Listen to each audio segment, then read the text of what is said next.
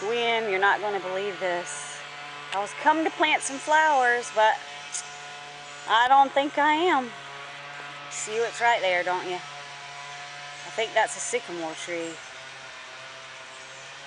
And there he is, big old black snake. I'd say he's about 5 or 6 foot long. And Dallas is getting ready to let Eleanor out. He's going to knock that snake down out of the tree, and Eleanor's going to kill it. Well, I don't know. It's a pretty good-sized snake. Whew.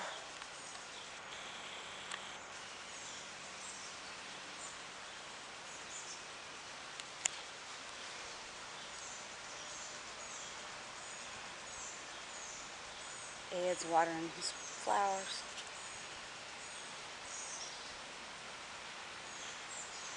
There's his tail. And you can't really see the top of his head. There it is, way up there. Gosh, that sucker's long.